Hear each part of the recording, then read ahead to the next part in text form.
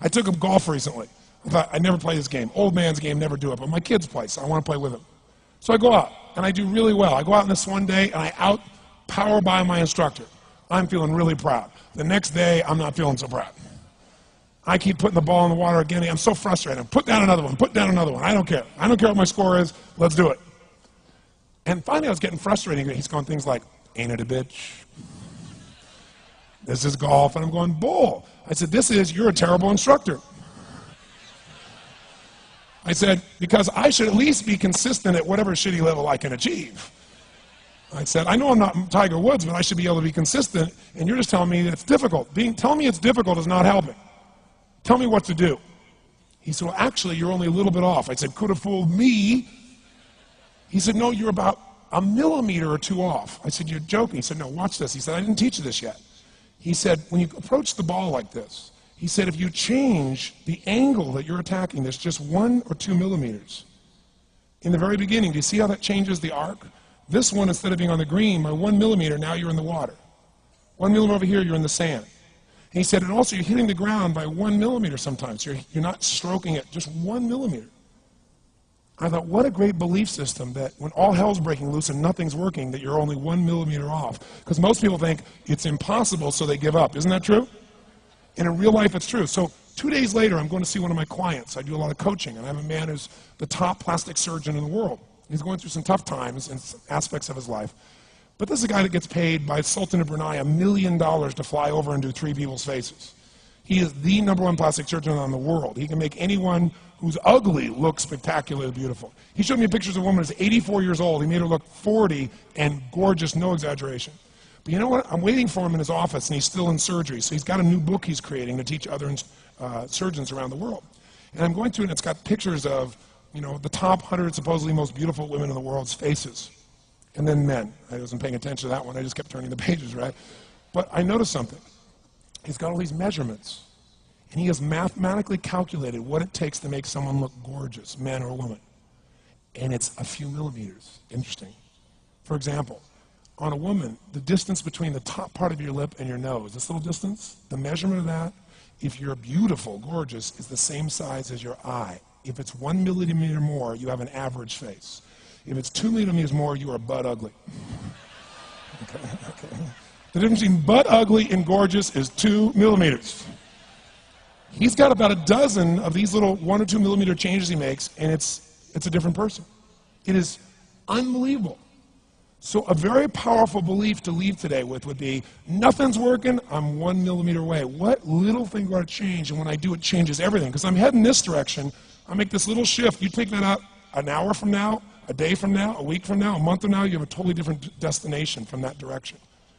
But the 1 millimeter change, I'll show you one of them right now. Check this out. Stay in the state of certainty. Some of you lost it. Intensify it, whatever it takes. Make your move. Come on. Make your move. Say yes.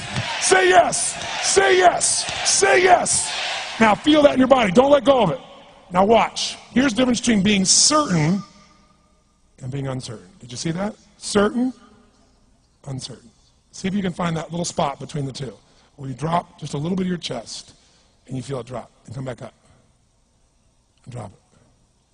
How many can feel that difference between where you really feel it, now intensify it, and where you dropped it? Is it a tiny difference, yes or no? Yes or no? Now, could you condition yourself to feel great in this state? Yes or no? So what I want you to do is give yourself that opportunity. So the way we're going to do is very simple. We're going to go into peak state. And then we're going to train ourselves. Because guess what? If you're in this state of certainty, and all hell's breaking loose in your life, people can't figure out, you go, move, I'll handle it. People go, he's so lucky, he's so confident. No. Here's what I've created for my life, and anyone I know has succeeded.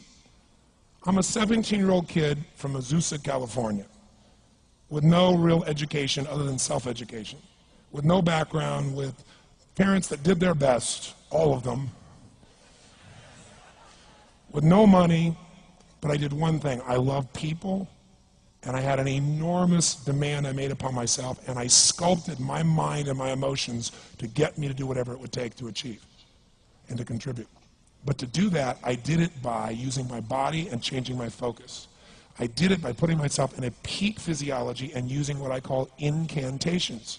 Can you train yourself to believe something, yes or no? Absolutely. How many of you ever made the fatal mistake of going to Disneyland or Disney World, and while you're there made the fatal mistake of going to a ride called It's a Small World After All? What happens for about a week after you're out of that damn place?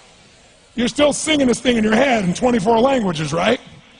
Well, let me tell you something. How many of you have things when you want to go achieve them and this part of your voice goes, oh, it's not going to happen, or forget it? How many got a voice that sometimes interrupts that good pattern? Say I. And what you want to do is train a new one. So starting when I was 17, I started doing incantations, not affirmations. Affirmation, you go, I'm happy, I'm happy, I'm happy, I'm happy, I'm happy. What's the problem? You haven't changed your what? Your what? Physiology. If you don't change your physiology, you won't get anything. So an incantation is not only you speak it, but you embody what you're saying with all the intensity you can. And you do it with enough repetitions that it sticks in your head. Like It's a Small World, now the conversation in your head is always the same and it gives you what you want. So you use your body and your voice. So 17 years ago, I started doing things. I was working for Jim Rohn, this speaker, and I was 17 years old. I had long hair, minestrone soup, acne on my face. And I was trying to call on Bear Stearns type of people and convince them why they should go to this man's seminar and be more successful. I was driving a 1968 Volkswagen that I had earned at $40 a week as a janitor. The only way I did it was park far from the building and then go in, and I love people and I believe, but I put myself in state, and I was able to influence people that were far more successful than I was at the time. I would do something that I still do backstage and have done for 23 years because I don't hope I'm going to be in a good state, I demand it. So I do an incantation using my whole body. I'd say, I now command my subconscious mind to direct me in helping as many people as possible alive today to better their lives by giving me the strength, the emotion, the persuasion, the humor, the brevity, whatever it takes to show these people and get these people to change their lives now. And I would do that literally driving in my Volkswagen to a meeting in LA on the freeway for 40 minutes. People are looking at me, I'm screaming at the top of my lungs. They're going, I know he's a serial killer, I know he is. But by the time I entered that room, when two people meet, if there's rapport, the person who's most certain will always influence the other person. And I was totally certain, and they were trying to get revved up to certainty. Do you agree with this, yes or no? I do another one because I was poor. I changed my mindset. I kept doing things, but I never got beyond it. I'd say God's wealth is circulating in my life. His wealth flows to me in avalanches of abundance. All my needs, desires, and goals are met instantaneously by infinite intelligence, for I'm one with God and God is everything. And I would imagine the abundance of my life, and I would feel so grateful. And a year later, I went from making $38,000 a year to making $1 million a year in 1 year. Because successful people do what failures won't. You follow me on this? You know?